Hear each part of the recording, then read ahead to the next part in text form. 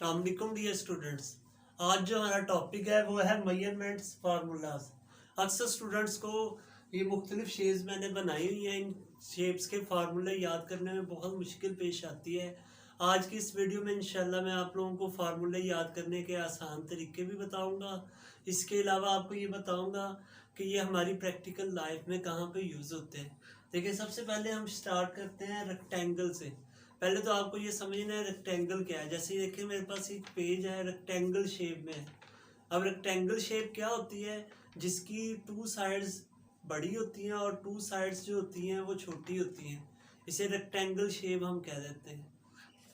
अब देखिए, सबसे पहले हमने इसका अगर एरिया मालूम करना है तो मैंने अपनी आसानी के लिए देखें, जो लेंथ है उसको एल और जो बी है यानी जो हमारे पास विड्थ है उसको हमने बी का नाम दे दिया है।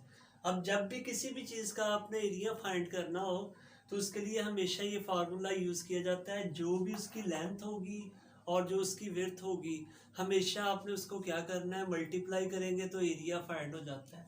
देखिए, यहाँ पे भी मैं एरिया फाइंड करने के लिए एल और बी को आपस में मल्टीप्लाई कर लेता हूँ, तो हमारे पास एरिया का फॉर्मूला एल बी आ गया। अब एरिया होता क्या है? अक्सर स्टूडेंट्स को इस चीज़ में डाउट होता है कि एरिया के बारे में भी हमें पता है। तो एरिया असल में कहते हैं जो इस ट्राइंगल के अंदर वाला सारा इलाका जो है वो एरिया है। जैसे अगर आपके पास एक ऐसा रूम हो जो रेक्टेंगल शेप में है, तो जिस जगह पर जो उसका फर्श है ना, वो हमारे पास एरिया होगा। इसी ये याद रखिएगा। एरिया के लिए एक बड़ी सादा सी एग्जांपल ये है कि फ़र्ज़ करें आपने एक रूम है जो रेक्टेंगल शेप में है, आपने वहाँ पे कारपेट बिछाना है। तो आप क्या करेंगे, उसका एरिया मापेंगे और कारपेट बाज़ार से उतना ले आएंगे। यानी आप उस रूम की लेंथ माप लें और विड्थ माप लें और उसको आपस में मल्टीप्लाई कर दें, तो हमें पता चल जाएगा उस रूम में कितना कारपेट बिछेगा। अब हम आते हैं पैरामीटर की तरफ। पैरामीटर किसी भी चीज़ का मालूम करना हो, पैरामीटर होता क्या है? पैरामीटर कहते हैं ओनली सिर्फ बाउंड्री को। अगर एक रूम है, आपने उसके इर्द गिर्द जो दीवारें हैं ना, वो उसका पैरामीटर होता है। तो ये याद रखिएगा। अक्सर स्टूडेंट्स को ये डाउट हो जाता है एरिया में और पैरामीटर में डिफरेंस क्या है। एरिया अंदर वाली चीज़ को कहते हैं और पैरामीटर जो है वो ओनली बाउंड्री वाल को कहा जाता है। देखिए, पैरामीटर मापने का ना ये तरीका, यानी पैरामीटर का मतलब होता है अब ये चारों साइड्स हमारे पास, इनका हमने पैरामीटर चेक करना है। तो चारों साइड्स को हम क्या कर लेते हैं, ऐड कर लेते हैं। देखिए, ये अगर एल है तो इसके सामने ये भी एल होगा, ये अगर बी है तो इसके सामने ये भी बी होगा। अगर हम चारों साइड्स, पैरामीटर तब निकालते हैं जब हमने इसकी चारों साइड्स को ऐड कर लेते हैं। एरिया में लेंथ और विड्थ को मल्टीप्लाई किया जाता है, जबकि पैरामीटर में इनकी चारों साइड्स को ऐड किया जाता है। देखें, हमारे पास कितने एल हैं, 2 एल हैं। और कितनी साइड्स हैं, यानी विड्थ है हमारे पास 2 बी है। तो इनको अगर हम ऐड कर लेते हैं तो ये बन जाता है 2l प्लस 2b। तो इस तरह आप इसको ऐसे भी लिख सकते हैं 2 इंटू एल प्लस बी। तो हमारे पास पैरामीटर आ जाता है। तो पैरामीटर याद रखिएगा, किसी भी चीज़ का अगर आपने पैरामीटर निकालना है तो उसकी सिर्फ बाउंड्री को हम काउंट कर लेते हैं और उनको ऐड कर लें तो हमारे पास पैरामीटर आ जाता है। इसके बाद आते हैं क्यूबाइड की तरफ। अब क्यूबाइड किस तरह की शेप होती है? ये एक ऐसी शेप होती है जिसकी हर साइड एक क्या हो, रेक्टेंगल हो। जैसे मेरे पास यहाँ पर एक बॉक्स है, ये मैं आप लोगों को दिखा रहा हूँ। देखें, ये एक बॉक्स है जिसकी हर साइड एक रेक्टेंगल है। ये वाली आपको एक रेक्टेंगल नज़र आ रही है, इसकी बैक साइड भी, इसकी ये वाली साइड भी, इसी तरह इसकी ये वाली साइड भी। तो ऐसी चीज़ को हम क्यूबाइड कह देते हैं। अब इसका सबसे पहले CSA से क्या मुराद है? Curved surface area. Curved surface area होता क्या है, सबसे पहले ये समझ लें। जैसे ये एक बॉक्स है, इसकी अगर मैं साइड्स पर कोई चीज़ लपेट देता हूँ, सिर्फ साइड्स, ये वाली, ऊपर वाली और नीचे वाली इसमें शामिल नहीं होगी सतह, ओनली इसकी साइड्स यानी इसके अराउंड अगर हम कोई चीज़ लपेटते हैं तो वो कर्व सरफेस एरिया होता है। जब भी आपने ये वाला एरिया फाइंड करना हो तो इसका सिंपल ट्रिक तो यही है कि जो किसी भी चीज़ की पैरामीटर है उसको हमेशा उसकी जो है ना लंबाई यानी ऊंचाई है उसके साथ मल्टीप्लाई कर देते हैं। अब देखिए हमारे पास हमने इसका पैरामीटर निकाला था रेक्टेंगल का, अभी ये वाला 2 इंटू एल प्लस बी। अगर आपके पास पैरामीटर हो उसके अंदर देखें हमने जब ये कर्व्ड एरिया मालूम करना है तो ये इतनी हमारे पास जो इसकी है ये हाइट है, ये इसके अंदर शामिल कर दी जाए तो ये कर्व सरफेस एरिया बन जाता है हमारे पास, ये याद रखें। तो ये सिंपल सी ट्रिक है कि आप पैरामीटर को h के साथ मल्टीप्लाई कर दें। h क्या है, इसकी जो हाइट है। जैसे अब इसके अंदर देखें मैंने जैसे मिसाल दी थी कि एरिया में ओनली फर्श होता है, जबकि क्यूबाइड के अंदर पूरा रूम आ जाएगा जिसके अंदर लेंथ भी होगी, विड्थ भी होगी और जितनी उस कमरे की हाइट है वो भी इसके अंदर शामिल कर ली जाती है, तो वो क्यूबाइड बन जाता है। और क्यूबाइड में हमने क्या करना है, जब सरफेस कर्व सरफेस एरिया मालूम करना है तो ओनली इसके अराउंड एरिया मालूम करते हैं, यानी चारों दीवारों की जो पैमाइश कर ली जाती है वो क्या होती है, कर्व सरफेस एरिया। अब टोटल सरफेस एरिया क्या होता है, टोटल सरफेस एरिया के अंदर हम ये करेंगे कि कर्व्ड में तो ओनली हमने इसके अराउंड जो एरिया था वो फाइंड किया।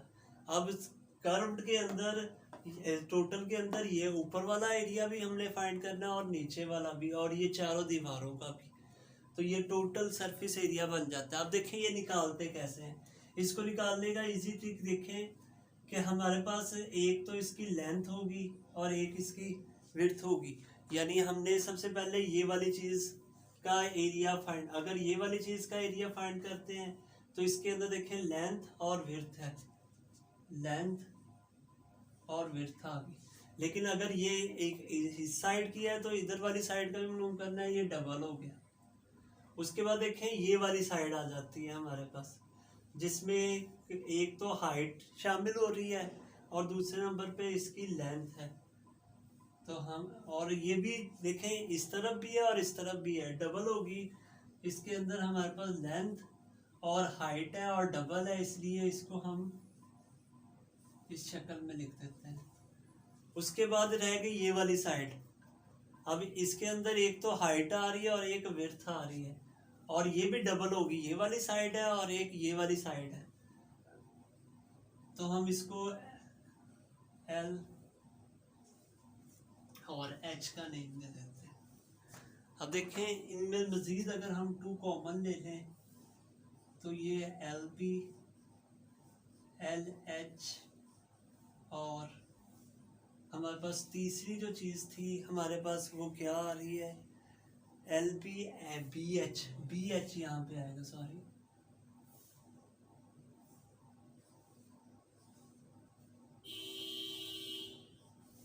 कैसे पता चला, देखें एक तो हमारे पास लेंथ विड्थ आ गई और विड्थ और हाइट आ गई, इसके अलावा हमारे पास क्या आ जाएगी, लेंथ और हाइट। तो इस तरह तीनों साइड्स हमारे पास मालूम हो जाती हैं। अच्छा वॉल्यूम क्या होता है, हुज्जम कहते हैं किसी भी चीज़। हुज्जम का मतलब ये है, जैसे ये एक बॉक्स है क्यूबाइड, इसका हुज्जम अगर चेक, हुज्जम का मतलब ये होगा कि आप इस बॉक्स के अंदर कितनी चीज़ें डाल सकते हैं, यानी ये पूरा जो बॉक्स है ये भर जाए तो उसका हुज्जम कितना होगा। ये चेक करने का तरीका ये होता है कि आपके पास लेंथ हो, विड्थ हो और हाइट, इन तीनों को अगर हम आपस में मल्टीप्लाई कर देते हैं तो ये आ जाता है लेंथ, विड्थ और हाइट। इन तीनों को अगर हम मल्टीप्लाई करें एल बी और एच तो हमें इस क्यूबाइड का वॉल्यूम मालूम हो जाता है कि हमें पता चल जाता है कि इस बॉक्स के अंदर कितनी चीज़ें आ सकती हैं। तो ये हो गया रेक्टेंगल और क्यूबाइड का। अब हम नेक्स्ट आते हैं स्क्वायर का। अब स्क्वायर शेप क्या होती है तो ये आपको पता होना चाहिए। देखें जैसे मेरे पास ये एक शेप है, अब इसकी जो चारों साइड्स हैं वो इक्वल होती हैं। रेक्टेंगल और स्क्वायर में अक्सर बच्चे जो है ना वो भूल जाते हैं, तो ये याद रखिएगा जो रेक्टेंगल होती है उसकी 2 साइड्स ज़्यादा बड़ी होती हैं और 2 साइड्स कम होती हैं, जबकि स्क्वायर जो होती है उसकी चारों साइड्स जो होती हैं वो इक्वल होती हैं। इसलिए मैंने यहाँ पर लेंथ और विड्थ को एल का ही नाम दिया है, यहाँ पे मैंने बी नहीं लिखा क्योंकि जितनी लेंथ है उतनी ही इसकी विड्थ है। अब एरिया के लिए वही आपको जो मैंने ट्रिक बताई क्या कि हम उसकी लेंथ और विड्थ को आपस में मल्टीप्लाई कर लेंगे। अब देखिए इसकी लेंथ और विड्थ इन दोनों को अगर हम आपस में मल्टीप्लाई कर लेते हैं तो किसी भी चीज़ का जब एरिया फाइंड करना हो तो इजीली हम उसकी लेंथ और विड्थ को मल्टीप्लाई करके निकाल सकते हैं। अब इसका एरिया क्या चीज़ है, इसके अंदर वाली जो जगह है। अब हमें चाहिए इसका पैरामीटर। वो मैंने आपको बताया था जब भी किसी भी शक्ल का आपने पैरामीटर निकालना है तो आप उसकी चारों साइड्स को ऐड करके देखते हैं। अब देखें ये भी एल होगी और ये भी एल, क्योंकि ये सेम है तो हम इनकी चारों साइड्स को ऐड कर लेते हैं। पैरामीटर जैसे इधर हमने निकाला, इसी तरह जब भी इस तरह की कोई शेप आ जाए आप इसकी चारों साइड्स को ऐड कर लेते हैं। अगर हम इनकी चारों साइड्स को ऐड कर दें तो ये हमारे पास क्या बन जाता है, पैरामीटर। और पैरामीटर क्या है, इसकी ओनली बाउंड्री है। और एरिया में क्या होगा, इसका अंदर वाला एरिया सारा शामिल हो जाएगा। इसके बाद आते हैं क्यूबाइड क्या होता है। अक्सर आप में से देखा होगा सब बच्चों ने, ये डाइस होता है जिससे आप लूडो खेलते हैं। इसकी जो हर साइड है वो एक स्क्वायर शेप होती है, देखें। और इसके कितने हिस्से होते हैं आपको पता होगा, 6 साइडें आपको इसकी नज़र आती हैं। इसलिए जब इसका surface curve surface area, curve surface में अब देखें 4 साइड्स होंगी, यानी इसके अराउंड, उसमें ऊपर वाली और नीचे वाली साइड शामिल नहीं होगी। इसलिए अगर इसकी देखें अब 4 साइड्स हैं तो मैंने आप लोगों को बताया था जो एरिया होता है, एरिया तो हम लोग निकाल ही चुके हैं और इसकी 4 साइड्स का हम करना है तो इसको 4 के साथ मल्टीप्लाई कर देंगे। और टोटल में क्या होगा, अब देखें इस डाइस के अराउंड भी और ऊपर और नीचे वाला हिस्सा भी लेना है तो टोटल इसकी कितनी साइड्स बन गई, 6। तो इसलिए हम एरिया को अब 6 के साथ मल्टीप्लाई कर दें तो ये टोटल सरफेस एरिया बन जाता है। अब वॉल्यूम क्या है, वो मैंने आपको बताया है कि अगर हमारे पास एक इस तरह का बॉक्स है जिसकी हर साइड स्क्वायर है, उसके अंदर हमने जितनी चीज़ डालनी है वो उसका वॉल्यूम होता है। और वॉल्यूम का तरीका मैंने क्या बताया था कि आप उसकी लेंथ, विड्थ और हाइट को आपस में मल्टीप्लाई करेंगे। अगर हम इन तीनों को आपस में मल्टीप्लाई कर लेते हैं तो हमारे पास इसका वॉल्यूम आ जाएगा। तो इस तरह आप अगर शेप्स को जहन में रखते हैं और प्रैक्टिकली आपके जहन में कोई एग्जांपल्स होती हैं तो आप इजीली चीज़ों के फार्मूले याद भी कर सकते हैं और इजीली लोगों को बता भी सकते हैं कि ये एरिया कैसे निकला, पैरामीटर। जी अब हम बात करते हैं अब सर्कल की। तो देखें हमारे पास ये एक सर्कल आपको नज़र आ रहा है, मैं आपके सामने एक ये सर्कल शेप की चीज़ लेके आया हूँ। तो देखें ये जो सर्कल है इसका अगर हमने सरकमफ्रेंस का मतलब सिर्फ इसकी बाउंड्री होगी, और जो एरिया का मतलब इसका जो अंदर वाला इलाका है वो हमने फाइंड मालूम करना है। तो देखें सरकमफ्रेंस जो होता है वो बाहर वाला है। अब देखें किसी भी सर्कल के सेंटर से किसी पॉइंट तक का जो डिस्टेंस होता है वो आर होता है। यहाँ ये भी आर है, ये भी आर होगा हमारे पास। अब देखें जो होता है आर, हमारे पास रेडियस आ गया। और अगर हम हाफ सर्कल को देखें तो वो पाई है। पाई कैसे होता है, हमें पढ़ा हुआ है 180 डिग्री होती है पाई। और अगर हम नीचे वाला हाफ भी इसमें शामिल कर दें तो वो 2 पाई आर, यानी total circumference of the circle ये आ जाएगा हमारे पास। अब एरिया फाइंड करने का तरीका बहुत ही आसान है कि आप बस पाई को और आर का जब स्क्वायर करेंगे, यानी ये दोनों आप जब इसके साथ शामिल कर लेते हैं तो वो अंदर वाला ये सारा एरिया इसमें आ जाता है। इसके बाद हम बात करते हैं सिलेंडर की। सिलेंडर के लिए देखें सिंपल, ये हमारे पास सर्कल है, अगर इस सर्कल के साथ लेंथ हाइट भी जोड़ दी जाए, जैसे मैं एक शेप लेके आया सिलेंडर शेप। अगर मैंने ये हमारे पास क्या था, एक सर्कल था, सर्कल के साथ जब मैंने हाइट जोड़ दी तो ये क्या बन गया, सिलेंडर बन गया। तो बस इसका फार्मूला भी ऐसे ही लिख लेना है आपने। तो हमारे पास जो सर्कल था उसके साथ हम क्या कर देते हैं, हाइट जोड़ देते हैं। तो हमारे पास ये सर्कल का सरकमफ्रेंस क्या आया था, 2 पाई आर। अगर हम इसके साथ हाइट भी जोड़ देते हैं तो वह हमारे पास क्या बन जाएगी, इसको हम हाइट को एच से डिनोट कर लेते हैं। तो हमारे पास ये curved surface area, curve surface area में मैंने पहले भी आपको बताया था, कोई भी जो शेप होती है उसके अराउंड सिर्फ देखते हैं, उसमें ऊपर वाली और नीचे वाली ये वाली साइड्स शामिल नहीं होती। अब टोटल में क्या करना है, टोटल में देखें एक तो हमारे पास ये है, तो इसका अभी हम फाइंड कर चुके हैं, अराउंड जो है वो था 2πr/h, ये हमने फाइंड किया हुआ है।